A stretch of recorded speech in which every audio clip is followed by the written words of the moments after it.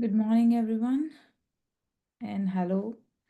I'm here back again to continue on Rukmini, the Turning of Time and Dawn of an Era.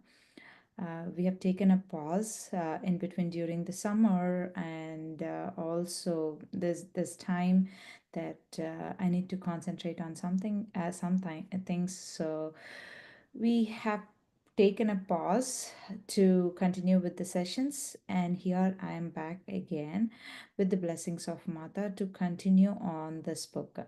Until now, I believe we have completed until chapter 23, and that the chapter was, if you guys are following, we have discussed until Ishan's visit, which is chapter 23. And now we are progressing into chapter 24, which is titled as Finding Revati. If you all are following the story, we have left where Mata has cautioned or mentioned to Sujata, saying that you should find Revati. And of course, Mata did say that, but it all dripped into the sediment of the mind for Sujata, because sometimes we forget the things that is most important and most highlighted. And of course, there's a nature that is acting towards it that drips in because the right time has to come. And apart from that, with all the materialistic things that Sujata was involved into, she completely neglected. Uh, she completely neglected the I mean, what is called as Mata's thing. So she actually cautioned to mentioned to find out Revati, and that dripped down into the sediment of her mind, into a forgetfulness, in which she was all too familiar, and we are all too familiar, right? Sometimes we forget things. And now is the time that she was bearing that separation between her and her child, which means that she wanted to concentrate. There are some parents at certain point of time, we all bear that separation. We are all coming from there, we have been separated from our parents at certain point of time, and then the time will come to us again where we will be separated from our children as they progress in their life. And it is the evolution of this nature, and it is the nature, the law of the nature, and that's for good for children. But of course it is also you know it is also the thing that we wanted to just keep that in mind, that it's not a separation, but it's actually the time that has come for us to concentrate on most important things. Until that point of time, we were continuously or consistently being involved with them, and actually addicted to them, I would say. That running around them, taking care of them, and all the stuff. But once they are suddenly separated, that all comes into our mind, and we couldn't actually, mothers, especially mothers, couldn't bear that separation. But it is the nature. Sometimes we have to let go kids to for them to evolve. Otherwise, it's it's tough for them to evolve, and we are blocking their progress. So that situation has exactly come to Sujata from 12 years of age, and she was actually habituated to it. And now that Ishan is back again, visited her for first time after their separation, and then she was all alone, left again all alone. And I could really understand how parents are going through, and what is there in front of us too. So we all have to keep this in mind. And sometimes the important things.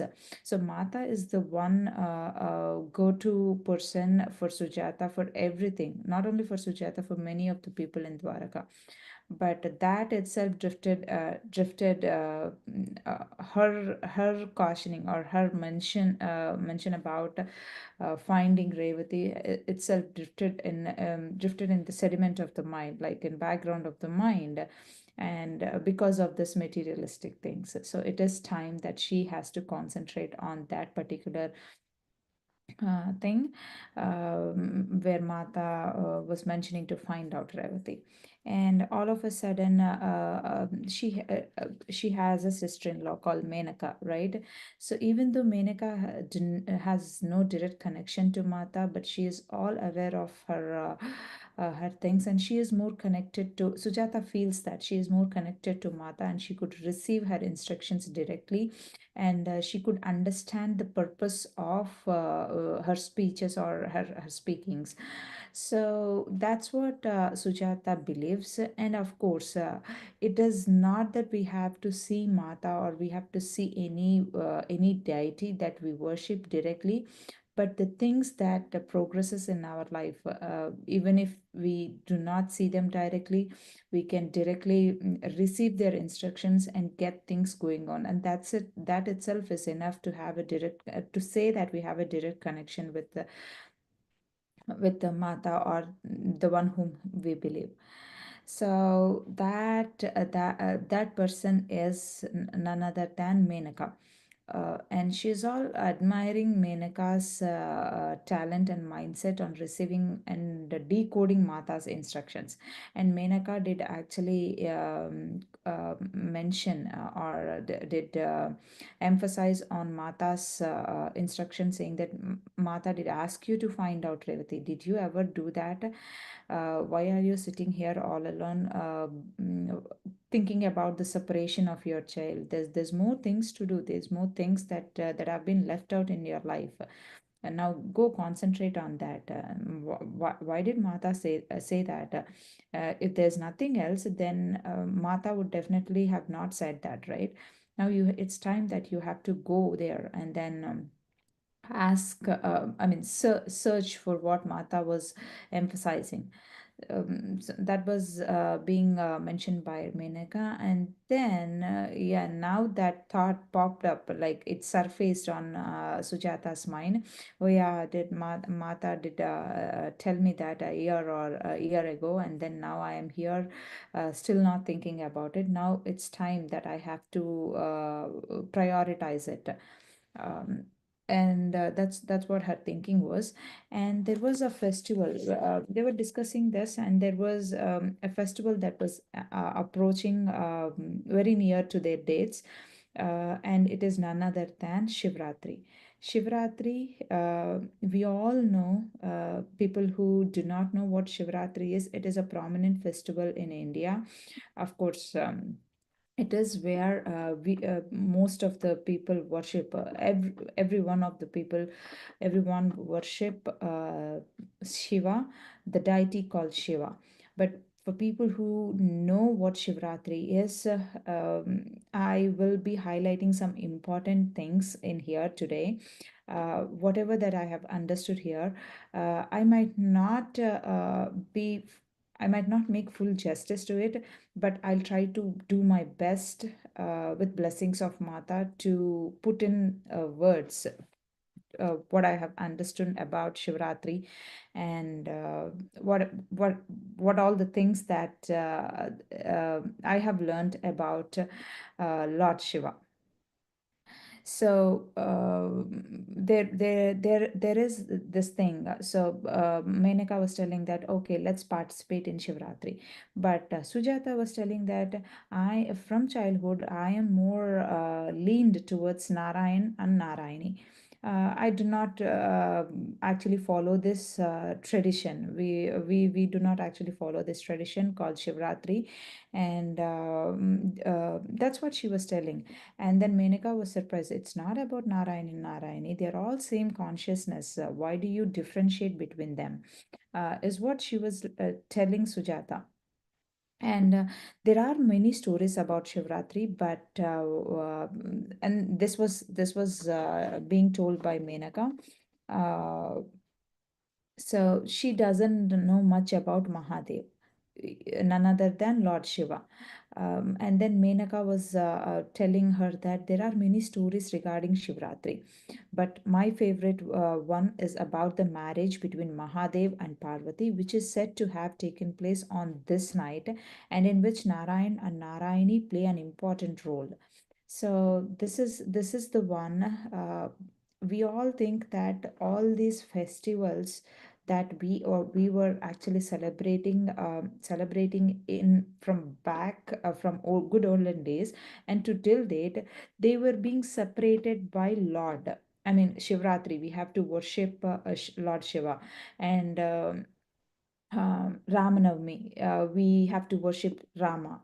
So that's the kind of ritual or habit that we have from childhood, but that's for good, and there are specific reasons to it why we worship certain deities, and it's not about the deities. It's we are worshiping that particular consciousness, and today we'll be talking a lot about consciousness, and that's what have come to me in front of this chapter. And friends, believe me, learning about this consciousness is is like a boon for me. And I've been very much surprised to learn new things about consciousness and what exactly the consciousness is, and how can we depend on that consciousness, lean towards consciousness, and get benefited from that consciousness is what I have learned through this chapter and past 1 week. So I'll try to put my learnings in the best words that I can with blessings of Mata. So let's continue the story of Shivratri. So there was this story that was being told by one of grandmother from of Menaka, and then her grandmother was narrating the story to Menaka, and then now Menaka was narrating that story to Sujata. What is Menaka actually telling? Uh, we all know that Mahadev and his first consort, which we generally call as first wife, is what we generally, in layman terms, we call as first wife, but it's like first evolution. I would say that first evolution of Mahadev's Shakti is Sati. We all know what Sati has gone through. And for people who do not know, there is the story from traditional epics, saying that Sati once wanted to visit their her uh, her parents, and then which was not invited. There was a ceremony that was being taken place, that was being held by Daksha, who is the father of Sati, and he is not at all in favor of Lord Shiva, and then he arranged that ceremony on particular day, saying that this is Nireshwara Yagam, which means Shiva is not allowed in here for that ritual, for that ceremony. And then all the people were going to that ceremony, and then Sati wants to go to, even though they are not invited. Lord Shiva's family is not invited.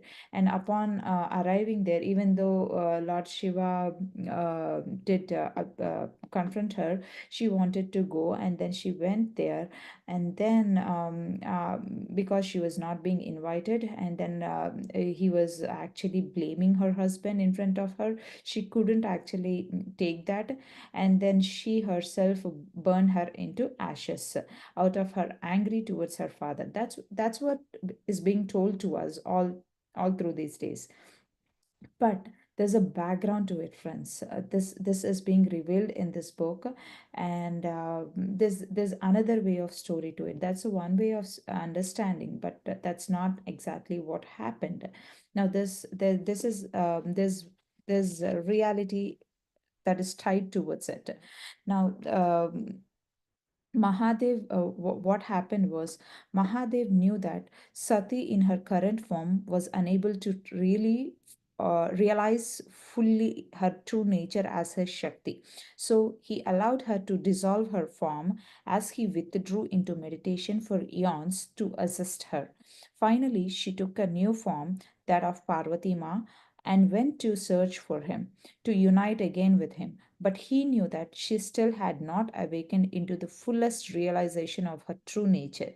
So he remained in a remote cave, deep in meditation. If she did not fully awaken, the same fate that had befallen Sati would befall her. Now, Sati, as her consort in the first phase, she was not able to fully realize her nature as his Shakti. Now, we will be discussing about this concept of or terms of consciousness and Shakti in a bit. But for now, what happened was, what now she is not in a fully ready state to merge with that consciousness. That's what happened. And she allowed her to completely dissolve. So Lord Shiva is everywhere. She is omnipresent. And as soon as Sati wants to dissolve her form, would Lord Shiva allow that?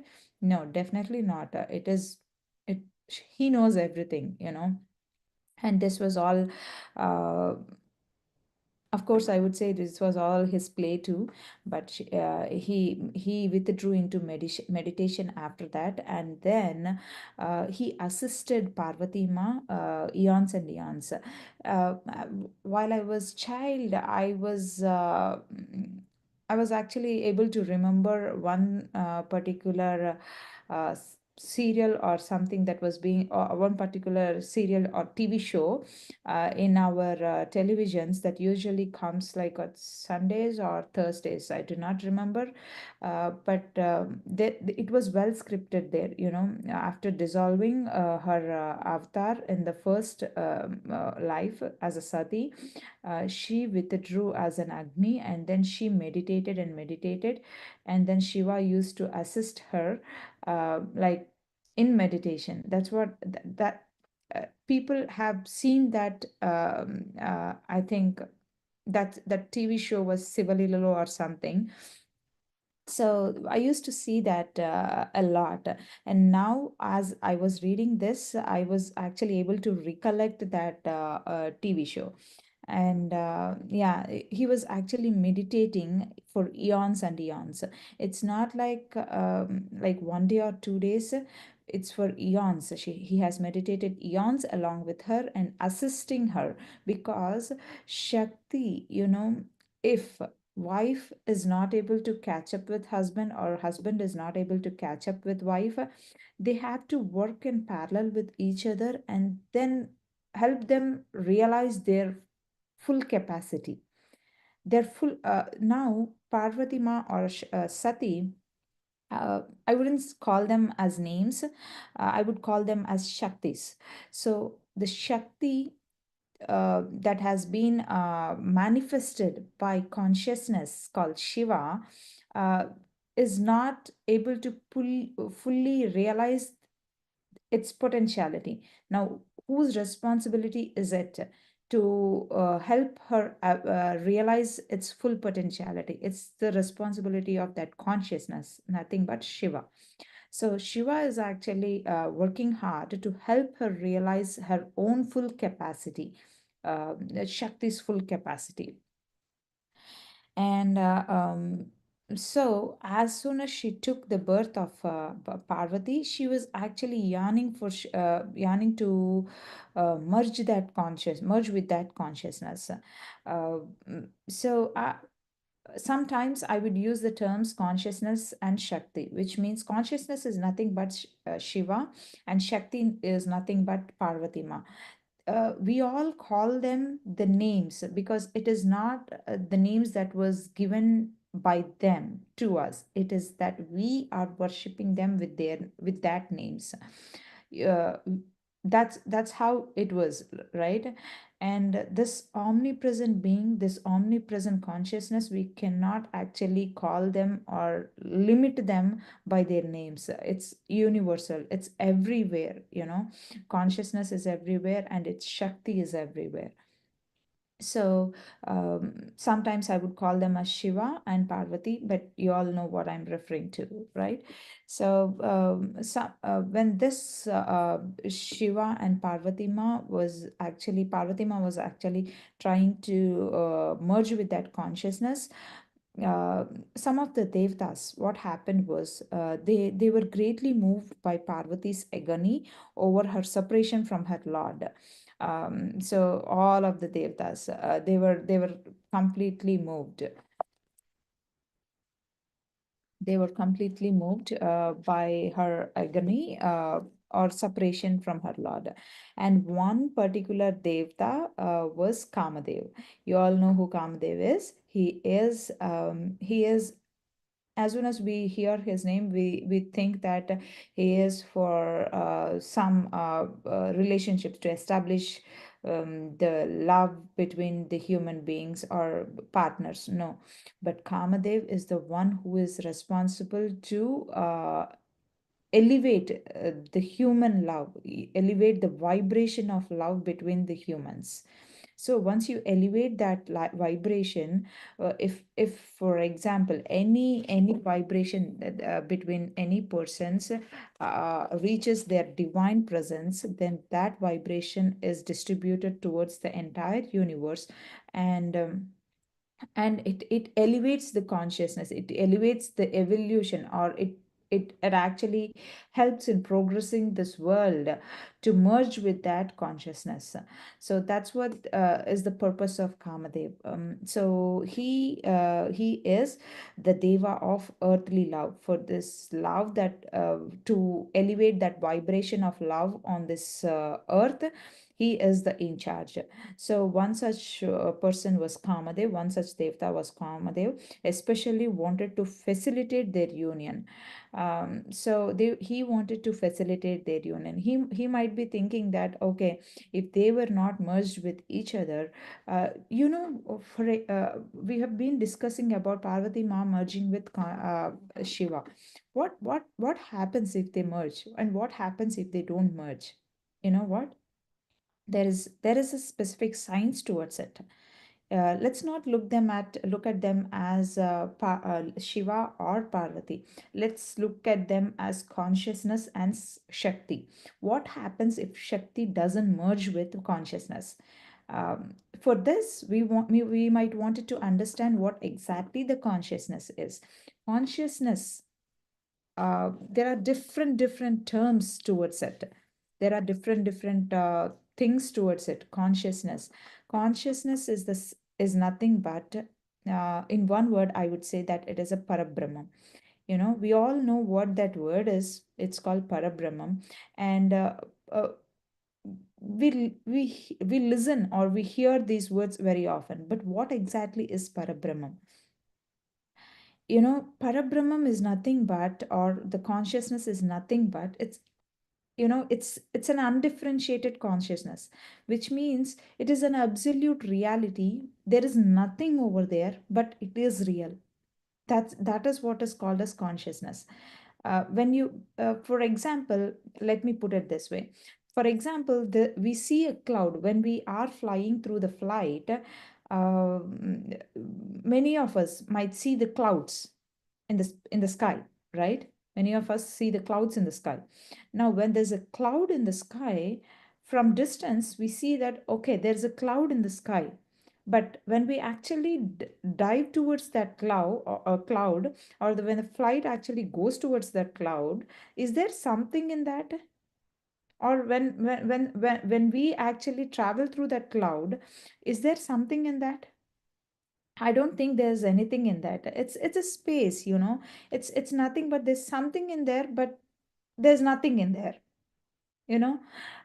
So that's how the consciousness is. It is the reality. It is one big reality. It is an absolute reality, where the creation happens from. every minute thing, part and particle in this minuscule thing, minuscule in this universe is being created from that consciousness called Parabrahman. Every single thing. Now, uh, I'll take you back to the story that we have discussed earlier. It is called Parijatam tree. That chapter is nothing but chapter 15, I guess. It is the Parijata tree and Narakasura. When there was something that we have discussed in past about this Parabrahman or the consciousness, which we haven't paid attention to it, but I wanted you all I wanted to take you all to that past chapter where it was discussed as when the infinite ocean of the vast undifferentiated consciousness called Parabrahman was being churned. If you all know, we have a story that there was being big mountain that was installed on this vast milk sea, and then devtas on one side and demons on the other side. They were churning that milky sea, milky ocean, and using that big snake. So and then out of it first came that out of it first came the poison, and then later the manifestation of the tree has come, and then the cow has come, and then later the Lakshmi, goddess Lakshmi Mata has emerged out of it. So that's how the story has been narrated. And then for us, when to understand when that vast infinite consciousness has been churned, the first flutter of moment arose, and then when the poison has arisen out of it, of course, we all know why the poison has arrived, because the negativity comes out first, and then deep inside buries the good, or the nectar. As we meditate, we all go through that. Out of it the emotions arises, and then deep inside, when the energy has gone deep inside, then is the time for the nectar to arise, right? So when that poison has been aroused, Lord Shiva has come, and he has taken that poison. Now, when he has taken that poison, what does that mean? Lord Shiva, who is Lord Shiva? He is the consciousness. We cannot limit that consciousness to just an idol, or just a human frame. Like Shiva is being portrayed to us like with third eye, I mean, the snake round his neck, and all the things, right? And or the Shivalingam. He is not limited. Of course, he is that, but it is how he is visible to us. It is how that consciousness is visible to us. But there is this vast consciousness beyond that deities or beyond that idols, that he is the real consciousness. That's why Shiva is the ultimate thing that we all wanted to reach out to. That's why Arjuna also reached out to Krishna, also reached out to Shiva. Everyone reaches out to Shiva, which means they are not actually worshipping that idols. They are actually trying to connect or tap into that consciousness.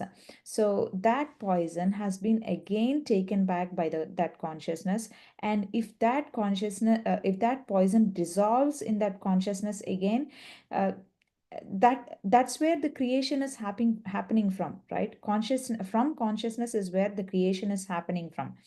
But if that poison again dissolves there, whole of this universe is will get affected again. There's no point in dissolving that poison again back into the consciousness. So Lord Shiva or that consciousness have stopped that dissolution of that poison to a certain amount, like in the neck is what they say to us, what the story narrates to us. So at certain point of time, at certain point of phase, he will stop dissolving, he will stop that poison to be dissolved from that particular point of time, particular point phase. So and then the energy that is working on the rest of the consciousness is being churned, and then the real nectar arises called amrit. So that's what I have understood from this story. And from there, the different forms of life has been emerged, and different ideas. The idea of the tree was born, and first manifestation of that was the Parijata tree, a magnificent, ever blooming tree that resides in Indraloka. So we all know the story, and we might wanted to relate this to consciousness and creation. So when there is a consciousness, there's definitely the Shakti towards it. uh, why do we need Shakti? Because consciousness and Shakti are one. Consciousness is a silent one. It is a silent one, and it is uh, what what it witnesses in the state of being or potential being. It just witnesses.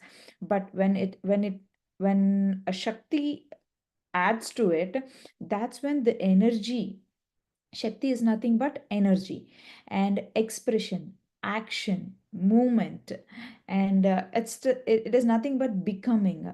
Now, if imagine if consciousness is present along one side and then there's no Shakti towards it, how will the creation happen? How will the energy, motion, movement, everything happen?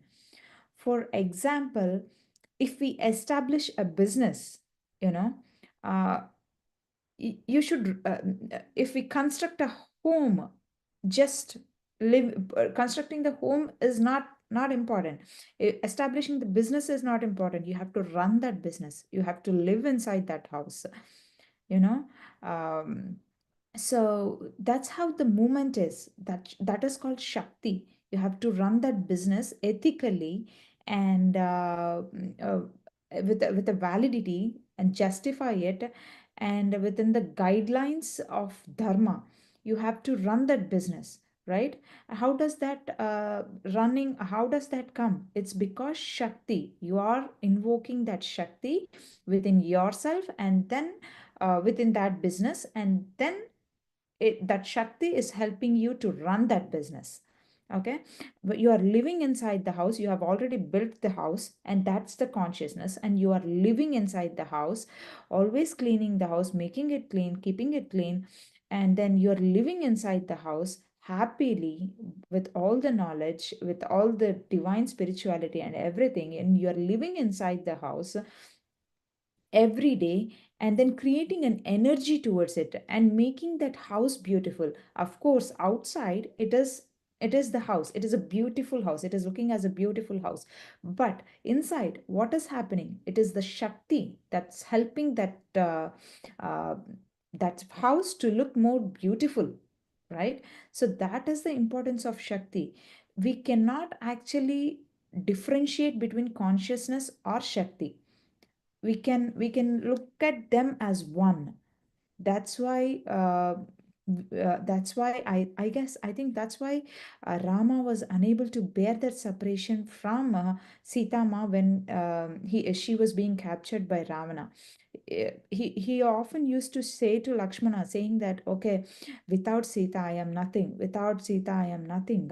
And they when we if you all remember, if you all read about untold story of Sita, or Sitayanam, there was this golden threads that has been established between Rama's body and Sita's body, and that has been cut by Ravana's demonic force when he touched the hand of Sita. So, such is the negativity of Ravana. And when that itself was broke, and they were not able to bear that separation, they were not able to bear that, uh, you know, they cannot stay with each other, because consciousness and Shakti, they cannot divide. They go hand in hand. That's how the creation happens. That's how the manifestation happens. Manifestation of consciousness is Shakti, and together will create beautiful things in this world. That's why this particular consciousness and Shakti concept is very, very important to us. And that's why Parvati Ma was actually yearning to merge into that Shiva's consciousness. Without consciousness, what will Shakti do? What will energy do? There should be a consciousness in order to be meaningful towards that Shakti, right? Friends, imagine the relationship between wife and husband too in the same way. It's a masculine consciousness and the feminine consciousness. Without wife, what will husband do? Without husband, what will wife do? It's not like one is superior and one is inferior. No, both are equal. Both energies are equal. Both consciousness are equal. Masculine consciousness is equal and feminine consciousness is equal. That's why people refer feminine energy as Shakti, and masculine energy as consciousness. So this feminine energy adds value to that consciousness and makes the life more beautiful and helps to look that consciousness even more beautiful. uh, so I don't know if I put things in the way that you all can understand, but this is the reality that I have understood from this book towards that masculine consciousness and feminine consciousness too. Some people might think that okay, boys are I mean gents are superior or ladies are superior. Both are equal. It's a Shakti consciousness uniting to merge with or add a value or energy to that consciousness to make that masculine consciousness look more beautiful. We cannot actually differentiate between both the consciousness. It's a beautiful relationship which adds more value and elevates the energy of the household. You know, if we build a house, if we are living in a house, if a wife and husband is living in a house, what is it making look more beautiful? What is it making more beautiful, friends? It is not the energy of the house, it is not the beauty of the house, it's the beauty of the people living inside that house adds that energy towards that house consciousness and makes it makes it to look more beautiful. The masculine consciousness, how it is elevated, how it is portrayed outside, is what it makes the house look more beautiful. And the behind force towards it is the Shakti's consciousness that is there with the masculine consciousness. So, with that, I hope you all understood what is the consciousness, masculine consciousness and feminine consciousness, and then consciousness versus Shakti, who is the driving force or behind force between this universe. So let's come back. Okay, I have taken too long to explain this, but yeah, let's come back to this story where Kamadev was actually trying to facilitate their union, because once these consciousness and Shakti unites, what happens is it elevates the vibration of love. Love is the foundation for everything and anything in this world, you know. So they are lacking that separation. They are separated for time being. The consciousness Shakti was not able to unite with consciousness, and then Kamadev wants them to unite faster for because he wants that vibration of love to be distributed towards this entire universe, because that is his purpose, right? He's in charge of the love. Who will vibrate that love? Who will send that love towards this entire universe? It's the ultimate consciousness and Shakti, right? So their union will definitely is going to vibrate that love. And for you to understand, what is how, what is the vibration of love, what is the happiness in our family means. It's a masculine consciousness and feminine consciousness getting together and understanding together and sharing their life together and being happy with each other. When they unite, when unite with each other, they will vibrate the vibration called love, and that love will distribute towards the entire house, and people around them will be happy by looking at them. You know, that's what Kamadev wants from Parvati Ma and Shiva.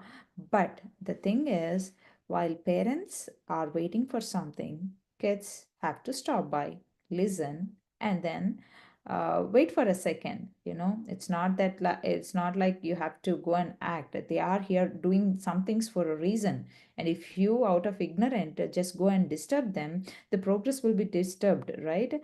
And you that's what Kamadev was have done. And he didn't truly understand the situation, that Mahadev was actually helping Parvati to come into power.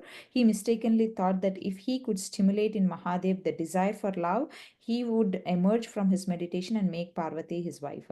It's not, he is not a person. Shakti is not a person too. He is supposedly understood that he Shiva uniting, coming out of the meditation, soon taking that Parvati Ma into in along his side, that will vibrate. No, that's not what is going to happen. When he understands the reality behind those two prominent figures, the consciousness has to merge with Shakti. Until they have to be ready, right? That's when the real vibration of love starts. You have to wait until that point of time. Energy has to be elevated for us to sit in meditation. And then how much time would it take for us to actually circulate that energy inside our body? It'll take some time, right? We need patience to sit in that, but Kamadev wants the results, you know. So out of that curiosity, kids, we can relate it to as kids. Out of that curiosity, what he had done is, so Kamadev went to the remote cave where Mahadev was meditating. His consort Rati, fearful of the consequences to him of disturbing Mahadev, rushed to inform Narayan and Narayani, who immediately went to try to stop him. So Narayan and Narayani, there is Narayan and Narayani, there is Brahma and Saraswati. Everyone are there. Why didn't they interfere in this process? Why did they leave them alone? Is Kamadev only the person to just involve with them, involved in in their things? In this process, no, right? That's not what it is. And Kamadev should have understood that. Why are these big people standing aside and sitting and watching? Why are they not interfering? There's a reason to it. Kamadev has to understand that. Now, his consort Rati, she went to Narayan and Narayani, Vishnu and Lakshmi, and then they immediately, they were like coming to stop Kamadev, and then, but it was too late. Kamadev stood before Lord Shiva and, directing his love energy into the heart of great Deva, showed him the suffering of Parvati as she was striving to attain him. Parvati has entered a remote cave as well and was herself engaged in intense austerities, taking no food or water and not sleeping. But she had not yet come into full realization, and so it was still not time for them to be united. It was still not the time for them to be united. Shiva knows that, Narayani knows that, Brahma Saraswati knows that, but Kamadev doesn't know that, which means he has to evolve. He has to evolve again. So Lord Shiva has great love for Parvati Ma. Consciousness, where will Shakti go? Shakti has to come to consciousness. Consciousness has to wait for Shakti. So they have great love. They both have great love. And his companion was aroused when Kamadev's energy, compassion. His compassion was aroused when Kamadev's energy entered him, emerging prematurely from his meditation. That's the important or highlight that we wanted to observe. Emerging prematurely from his meditation, he opened his eyes. So he opened his eyes. What happens when we prematurely come out of meditation? We all know the meditators. When we prematurely come out, it will stop the progress. Then you have to start back again from zero. That's how the process is, right? And Shiva knows that. Kamadev also knows that, but out of curiosity that he wants the results, so he did this thing. He disturbed that progress of meditation. And upon seeing Kamadev, he knew exactly what has happened. And Kamadev has disrupted the inner work of Shiva and Mahadev and Parvati Ma. And now she would have to engage in even longer and more intense tapasya. Now, when it comes to the stage 5, or level 5 of meditation, then he has to go back. If he has emerged from the meditation again, then it has to go back to zero and then come back again. Now, how much time would it take? It'll take longer, right? For us, if it takes longer time, and what about that people, that consciousness who is meditating for lots and lots of time, eons and eons? Now they have to meditate even longer, right? So, what he misunderstood the situation and acted out of impulse. That's why the impulse control is very, very, very, very important. So Lord Shiva allowed the intense heat and light emerging from his inner eye to burn the form of Kamadev. Rati had just entered the cave at that point, and seeing the dissolution of her beloved form, she let out a deep cry. So he was already burnt into ashes, and then Rati was actually crying in front of her husband's ashes. Now Narayan and Narayani had also just arrived as Kamdev's form was dissolving. Narayani lifted his spirit and brought it to a hidden place for rest and repair. Narayan then told Rati that her husband would not be permanently harmed by this Leela, but that before returning to the celestial world, he would have to take birth in a human form. That's why the human form is very, very, very important. If if if someone is in the higher realms, or if a soul is in the higher realms, they are progressing, then if they have done any mistake at that point of time, then they have to go back to human form again, because the evolution in the human form is faster. Soul's evolution in the human form is very faster than the higher realms. So they would have to take a birth in the human form. And then she was also not able to bear that separation, and she wanted to join along with him. And then at the same time, Narayan had given this word. Narayani had whispered to Kamadev that he was to rest until she took birth on earth, in an era where new artistic expressions extolling human love was being created, and that then he would be born to her as a son. This is what is the story narrated by Menaka. So he would be born as a son. Who is son? Now Narayani promised that he would be born to her as a son. When the new artistic expressions or extolling of human love. So there is this human love, and now we can come back to this Dwapar Yuga again. That's when in Dwapar Yuga, when Rukmini Mata was born and Sri Krishna was born, this consciousness and Shakti again was have taken the human forms in this world. They're born here, and then they are helping the soul evolution, uh, to speed up the soul evolution, actually. So how will that evolution progress or speed up? It's through vibrating the love. And how do we vibrate love? It's not only the love that arises from the heart. Of course, We have to that love has to vibrate within us from the heart. Heart is important, but there are certain tools towards it. The music, art, all these things. Mata has encouraged all these tools humans to use these tools to elevate the vibration of love within themselves. And I've been emphasizing on this from the starting of this book. Mata's concentration was to elevate the vibration of love from humans.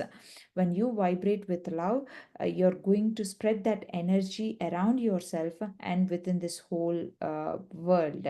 So, if we vibrate with love, our family and people around us will benefit. If Mata and consciousness and Shakti vibrate with love, that vibration will spread towards this entire universe, because it is their home. It is them. It is the whole consciousness, right? So that's the understanding. That's how we should understand. And that is how that's what Mata is being emphasized. And that's a point of the story about the consciousness merging with Shakti. And now Mahadev retreated back to meditation again. And let's come back to this Dwapara Yoga again. And what happened was, uh, who is the son of Narayani has promised that he would be her son. And who is Rukmini Mata's son? It's none other than Pradyumna. Pradyumna is reincarnated from um, Kamadev's soul. So is that Kamadev, and his first wife Mayavati is Rati. So as soon as Pradyumna, people say that when looking at Pradyumna, he was very beautiful and has a dynamic aura about him that is very, very attractive. So back uh, back then, he spent much of his time with the musicians and poets, and has inspired an entirely new form of ballad about human love. So human love is not just about sexuality, but it is about something that you vibrate with reality. you know so every time we cannot vibrate with that love. I mean, according to the soul's level, 24/7, if we are in that vibration, then that's absolutely fine. But we cannot maintain that 24/7 vibration. Then there are tools towards it. So music, poems, some people like listening to that poems, they feel relaxed, and then their mind will calm down, heart will heart vibration of love will elevate. So there are many things towards it: singing, dancing, arts, in any form of art that you love, you can lean towards it to elevate that vibration of love within you. Try doing that, friends. That's why people say that it's not only the study or academics or office work. Every time you have to lean on towards the secondary art, secondary thing that can elevate vibration of love within you. Such way you can keep yourself calm, and you also can help people around you to calm, because of the vibration that you are elevating. So now we'll come back to the Shivratri again. So after dissolution of Kamadev, Mahadev returned to his meditation and internally observed the progress of Parvati Ma was making. No other Devta dared approach until he himself emerged, when he finally did when the time was right. Once he saw that Parvati Ma has merged into the great universal consciousness and was now fully manifesting his Shakti. He went to her, and it is said that their union took place on the night we celebrate as Shivratri, a union which sent explosions. Look at this term: explosions of divine love throughout all the universes. We try to tap into that love when we celebrate on this special night. So that is the real meaning of Shivratri. It's not like we were sitting whole of the night and then listening or something. I mean, it's not in back olden days we call it as jagarana or something, jagarana, or awakening whole through the night. But the thing is that you sit in a meditation throughout Shivratri and then try to tap into that universal consciousness where the divine love has been spread across the universe, explosions of love.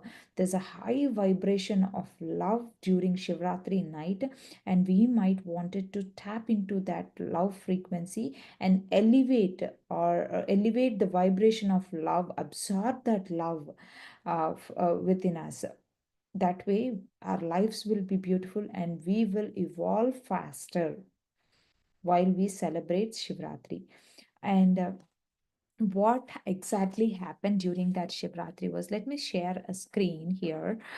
Uh, I don't know. Yeah.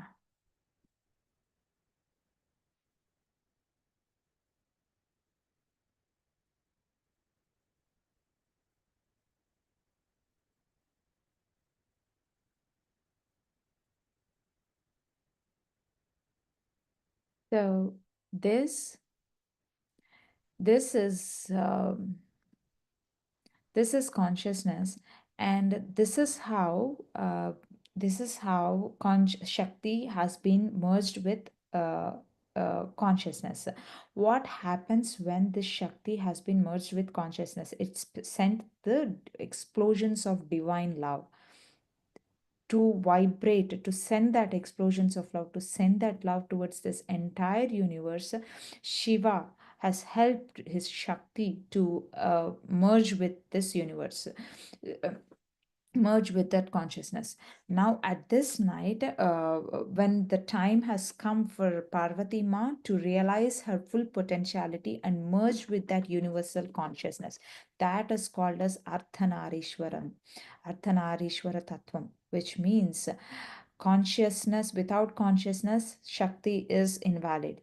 Without Shakti, consciousness is invalid. Both of them together work hand in hand to create uh, the life force and to send the explosions of love towards this entire universe. That is called as Ardhanarishwara Tattvam. So Shiva is nothing but consciousness, silent, and a witness, and where a Shakti is energy, expression, action, movement, becoming, as I already explained it to you. So together they represent the universe, union of consciousness and energy, which makes the existence possible. Without That is where the creation is happening from.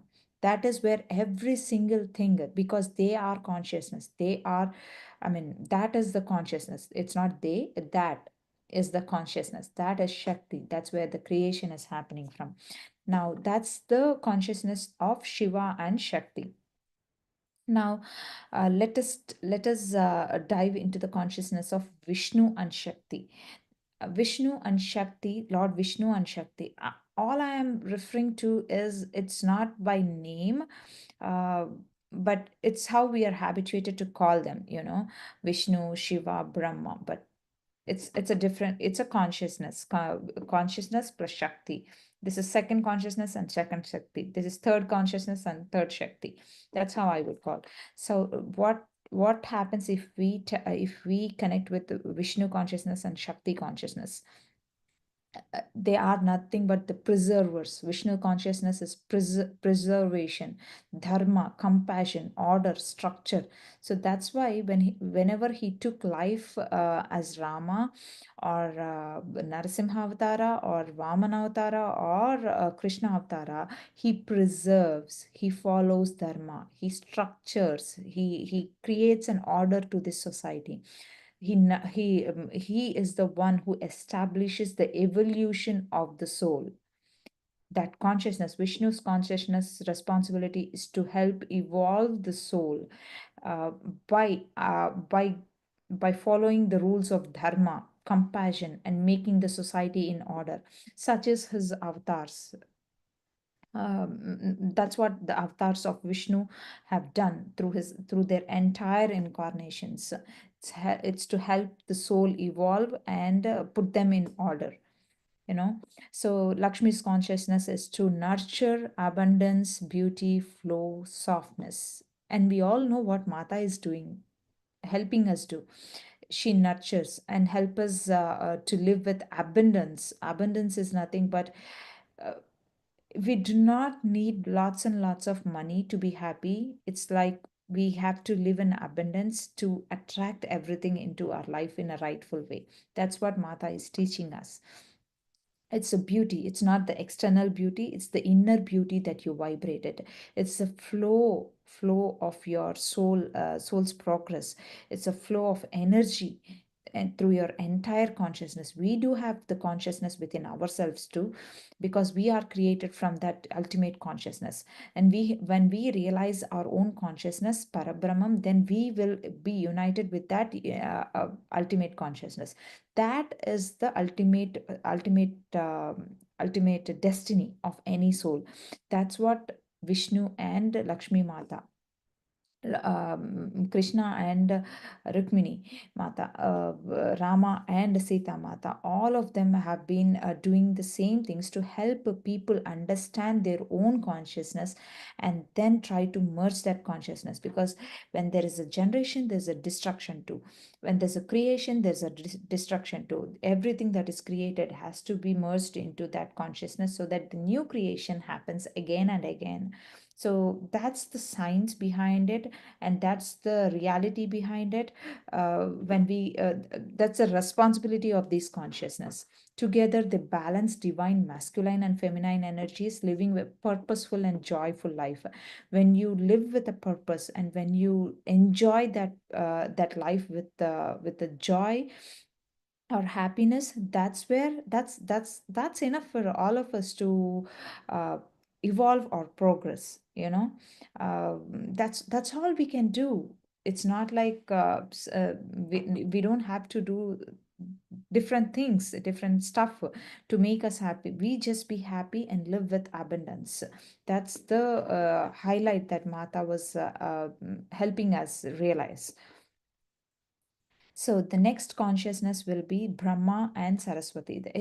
Brahma's Shakti is framed as Saraswati, and again, it is the Shakti. It is the Shakti. She is the Shakti of Brahma. Now, there's a story towards this Brahma's creation, because they have been created from. They say that Brahma has been created or manifested from Vishnu's consciousness. And when he was there, he was the one who was initially being created from that consciousness. Brahma Dev was the one who was initially created from that consciousness. And then he didn't understand what is his responsibility. He went back to his father, and then father is nothing but Vishnu, Lord Vishnu, and said that, okay, what should I do? What is my responsibility? And then he heard a voice saying that meditate. Meditate, sit and meditate until you realize who you are. And then when he meditated and meditated eons and eons, then he realized Aham Brahmasmi, which means I am Brahma, because I am the one who is created from that Parabrahma. So I am Brahma. I am the consciousness. He realized that I am the consciousness. So that's why we call him as Brahma, which is nothing but the consciousness itself is the Brahma. So without the consciousness, I mean, his Shakti is Saraswati, it's nothing but knowledge. So consciousness plus knowledge is equal to creation, you know. This consciousness, this Brahma's consciousness plus his consort is Saraswati's. Who is Saraswati? Saraswati is the knowledge. She is the driving force of this entire universe. The knowledge that was given to us to help evolve the soul faster. If we do not have that knowledge, what happens? What if we have meditation? What if we have lots and lots of energy, and if we do not have that knowledge, the implementation will definitely affect. If we have energy, we will just go with that energy flow. But What if we have knowledge in addition to that energy? Then our implementation or actions will result in that particular based upon that knowledge. Executing that energy in a rightful way happens only through the knowledge. So that's why this is where the creation of the universe happens from. This is the consciousness where we are getting created from. Once we get created, uh, uh, so once we get created from this Brahma and Saraswati's consciousness, next the soul has to be evolved. That is being taken care by Vishnu and Shakti's consciousness. And then once the soul is evolved and then reached to a certain point of time, that has to be merged with the ultimate consciousness. That's nothing but Shiva and Shakti. That has to be merged with Shivas and Shaktis. So that's the importance of these three phases of consciousness, and how we call them as three main heroes, Brahma, Vishnu, and Shiva. Mostly we term Shiva as the destructor, but it's not the destructor. It is nothing but he is allowing the souls to merge with that ultimate consciousness, and that's his responsibility, because he is the consciousness and where we everything is getting created from, and everything has to be merged into. So hope you all understood this, and why Shivratri, what is the importance of Shivratri, and why Shiva has taken such a care to help his Shakti to unite with him. And yeah, that's pretty much it, that what I have understood about Shivratri. Maybe I do not know if I have termed it properly or not. I ask excuse for this. There are many Puranas, many things that have been lying over there, but this is what I have understood from this book, and this is what Mata has been teaching us, teaching me. And hope I have put in best words for you all to understand about this story. Now, so and again, that's that these both ladies were discussing about Shivratri, and the day has come, and then they were all going to this in back good olden days. There used to be some night festives, night music performances, art performances, everything during Shivratri, because to elevate that vibration of love. People who cannot meditate, they can actually tap into that love frequency using this vibration, music vibration, and all these things, using these arts and tools. So they used to conduct all these things, and there is a specific meaning to all these things that has been scientifically proven, because the reality behind it is to elevate the vibration of love. When someone is playing an instrument, or when someone is playing singing out loud, when someone is dancing, we just try to tap into that frequency, love frequency, and elevate our vibration of love. That's the real meaning of Shivratri. We might wanted to observe, and from here on, we might wanted to celebrate it with more meaningful way about that particular festival. So they went there, and these both ladies, Revati, there was a music troupe that have come there, and then they came there and they started performing, and suddenly they realized that, Sujata realized who that one of the performer is. It is none other than Revati, because Revati is the one who started singing out loud under Mata's guidance, and then she has been singing everywhere in Dwaraka, in and around Dwaraka. And then yeah so there and as soon as Sujata was not meditating at that point of time, but when she started listening to that music, she went into a deep trance, and she was as if she was like tapping into that vibration of love. So she understood the realized importance of tapping into that love frequency at during the night of Shivratri.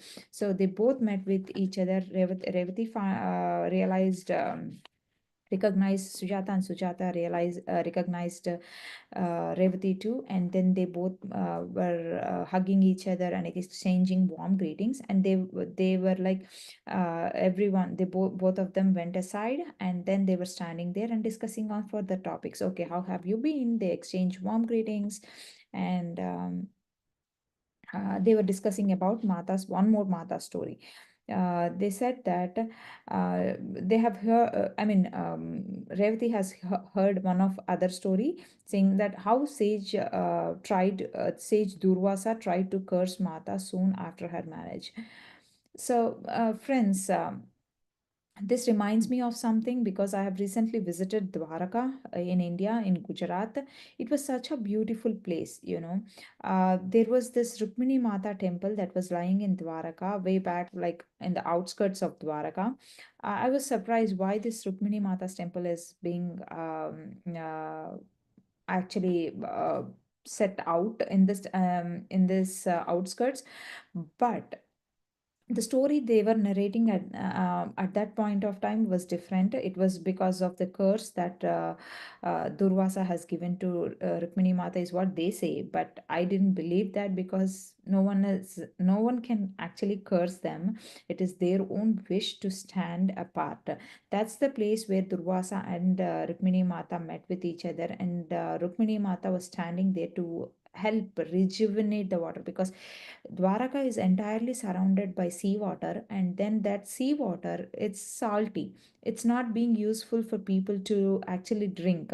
And we have seen that, we have listened to that story in the back chapters, in the chapters in the past. So Rukmini Mata's lips would actually help them purify, help that water purify that salt, and it at times it will the salt will arouse, because it's an entire sea surrounding Dwaraka. And if the salt arises, what happens? It's not being useful to the people, right? It's not being used for cultivation. So in order to help that process, Rukmini Mata was standing there to actually submerge that salty salt inside the sea and go deeper levels, and then the good water is aroused outside to be useful for all the humankind. That's the reality, you know. And then so they were standing there, and Durvasa was also being helped to realize his own potentiality and realize who Mata is. So that's the reality behind it. And Dwaraka was such a beautiful place, where you can actually have a connection towards that sea. And there's something in there. There's something in there. But if we use it properly, if you use that energy properly, that is located over there, it's a beautiful place. It's a wonder that why Sri Krishna has chosen to establish his kingdom over there, you know. So then there's another story of Durvasa is being narrated by Menaka. So this happened when Pandavas went into an exile. So before they I mean, you all know what happened to Draupadi in entire ceremony, the men's ceremony. They tried to disrobe, Kauravas tried to disrobe her, and out of that humility, and they left the kingdom. Of course, they were sent into an exile with a condition saying that 14 years they have to spend in an exile in the forest, and last year if they were found out, they have to redo that 14 years exile again. So that's how the thing was. And then they came to Dwaraka before going into an exile to take blessings of Mata and Sri Krishna. And then Rukmini Mata called Draupadi aside, and then she handed over a spoonful of rice to her, saying that keep this along with you at all times. Do not use it for yourself, and you will know when to use it. This rice is mixed with heavenly ambrosia, so that if at least they have a single rice, they'll be fully satisfied. They'll be quenched with their hunger, is what she told her, you know. And then yeah, so Draupadi took that and put that aside, and everyone during their exile, they have spent number of days without food.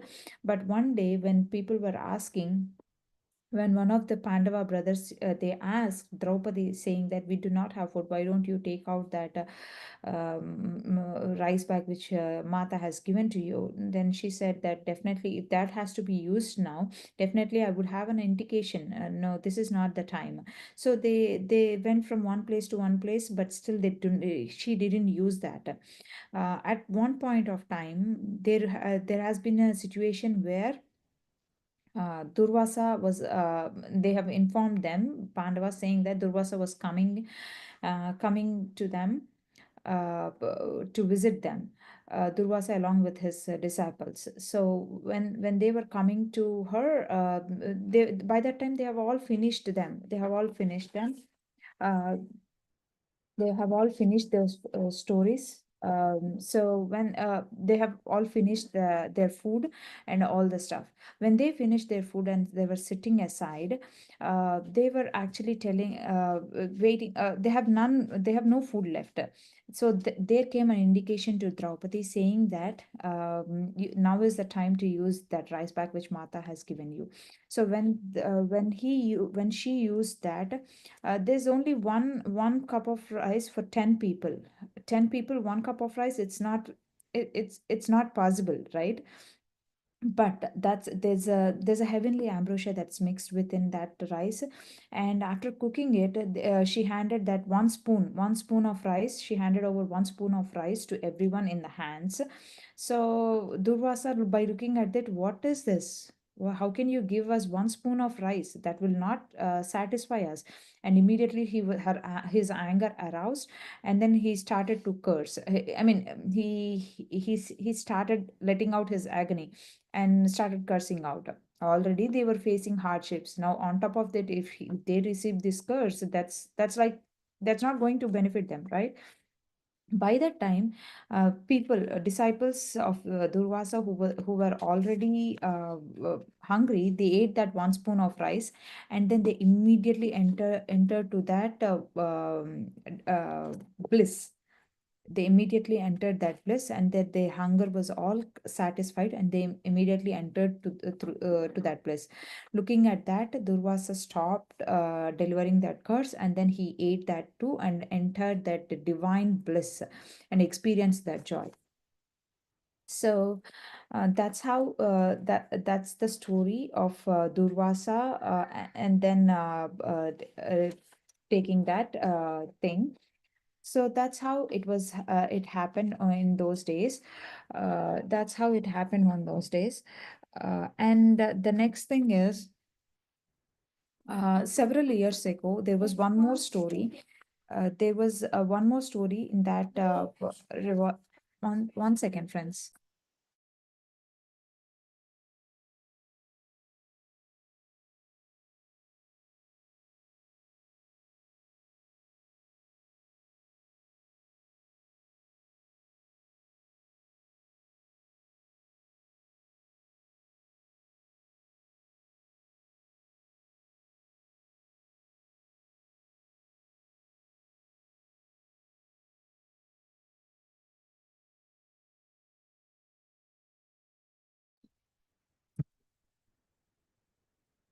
Sorry, friends, there was a little bit of disturbance, but yeah, 5 more minutes and then we will be done. So there was another story that was being narrated by Revati. At one point of time, she was also able to meet Arjuna. When did that happen? It happened entirely when Mata has suggested Revati to go back to her parents and resolve their conflicts, because Revati was being casted out by their family, and then he was actually she was being casted out and left to die in the middle of the streets. But when she was left out there, she was being taken in the under the care of Mata, and then out of that she lost her deformity, and then she could actually stand back right, and then she could voice her out her voice, and then she started singing beautifully, where she met one of her husband.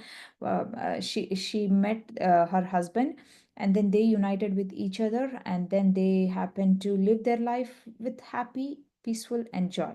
Now there was a strife between her and her family. Now what happens to that family? What if she maintains that strife? It will carry out in the future lives too. There's no evolution of the soul, right? So Mata wants her to resolve her strife with her parents so that she can be at peace all the time. So she went back to her family. She and then she sent out Arjuna as a charioteer again. That's the usual thing that Mata does, with lots of gift. And then he took the charioteer took the both of them, and then to their family. And by looking at them, they were already facing the hardships, and by looking at them, they were surprised, and both of them were able to realize I mean, their problems, the wrong things that they have done, and then they happily were merged as a family again. And then Arjuna, the charioteer, brought them back to their place. And then once they are back, the husband realized that he is Arjuna, and then he said that to Revati. And then, how do you know he's Arjuna? Because he saw Arjuna many a times when he was in the men's quarters. There's a women's quarters and then men's quarters too.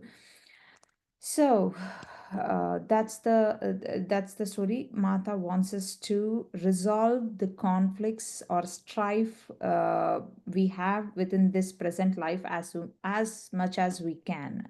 If we do not, right, if we would carry that things in future, and then there's no use. We cannot vibrate with love. That's the Mata's point.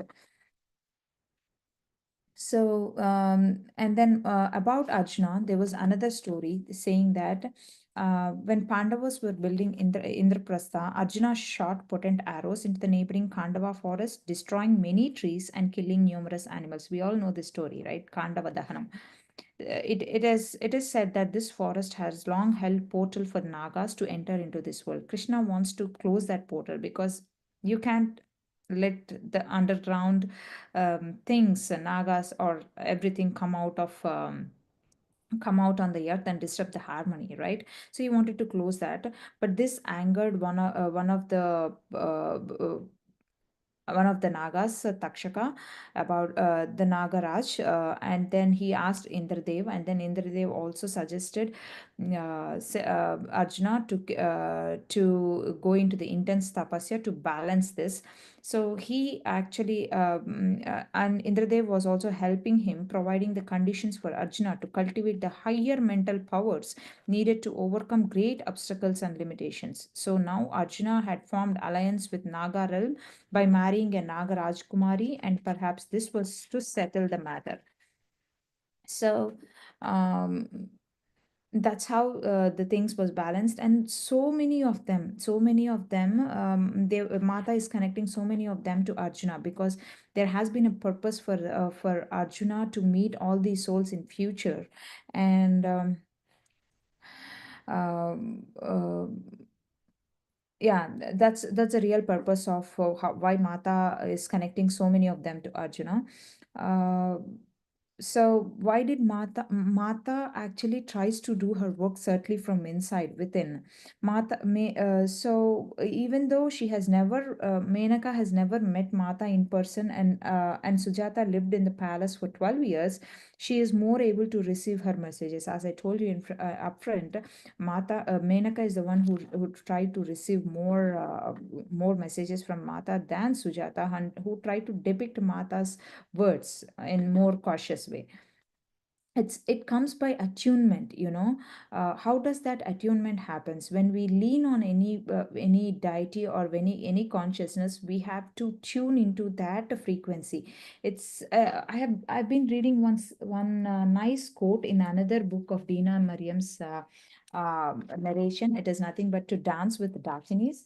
So there said that the attunement helps to develop discernment, which means um, uh, uh, which means uh, when you tune into any consciousness, you this tuning helps to evolve, receive the messages in a very faster way. The tuning has to happen. If you try to deviate from the tuning and go or involve more into that materialistic life, you cannot actually receive those messages. That's what is being called as consciousness. Be conscious and tune into that dependency, you know, ability to recognize, understand, and make wise judgment. That is very, very important. It's not the messages that are flowing into you, it's not the thoughts that are coming into you. You have to catch hold of those thoughts, you have to catch hold of that messages. That happens through the attunement. So that is what is Menaka's position is. She is always in attunement with Mata, whereas Sujata is like physically present, physical at that point of time, not now, but at that point of time she's always receiving direct orders, direct messages from Mata, but which she is not she have a questioning mind of everything. But Menaka, even without a direct contact, she has that tuning towards Mata's messages. That's why maybe Mata didn't think that there is necessity for her to meet her in person. Of course, she was being seen by Menaka in future, but yet that direct contact at every point of stage is not necessary for Menaka, because she is already in tune with Mata. So that's very important. So our mind should be kept unperturbed and unruffled, which means calm and not disturbed, calm, composed, and not emotionally disturbed. So we shouldn't let our emotions fluctuate during this attunement process. That is what is called as attunement. And having this direct connection with Mata or any deity that you believe in is very, very important to receive those messages. And that's what has happened to Arjuna. Um, Arjuna also said that his Mata and Krishna are preparing Arjuna to actually attain the highest mental abilities and to set the ground in future. So so in future, what is lying ahead in future for Pandavas, what is lying ahead in front of Arjuna for future, in future. So all this happened, and sage what happened is, and these ladies, when they got back from Shivratri, they were asking, next day morning they were asking that what is the war that is lying in front of Arjuna. It is nothing but Abhishek did say that it is nothing but a war. What it could only mean war to me. That's the biggest trial for Arjuna. So he has to lean towards that Mahadev's consciousness and get more and more astras, which you will be seeing in future about more about missiles that has been used in Kurukshetra war when we go deep into that story. But for now, finding Revati has revealed so many stories to us, so many stories to us, and which we were able to understand more about the consciousness and Shakti, and how they has been created, and energy and force, how the creation is happening, how the evolution is happening, and how destruction is also, it's not destruction, it's actually merging that back to the consciousness is happening, and how Mata is helping us to evolve faster and understand faster, and then how we have to tune into Mata to always catch hold of those messages directly within our brain. With that, I take a pause here as we have completed this chapter 24. And next, for the next section, we will actually dive into chapter 25, which is Arjuna's encounter with Mahadev. Look, I've been telling you about Arjuna and then his association, his go to association with Mahadev, because he wanted to uh, lean onto that ultimate consciousness to get that missiles, because any missiles that is created, anything, any creation, not only missiles, any creation that is coming out of that direct consciousness is more powerful than we creating that consciousness, sorry, we creating, you know. So that's why Mata, Arjuna wanted, Arjuna is leaning towards Mahadev to receive something. What is that? How is that? Why is that? We will look at it in the next chapter 25, Arjuna's encounter with Mahadev. Until then, thank you. Have a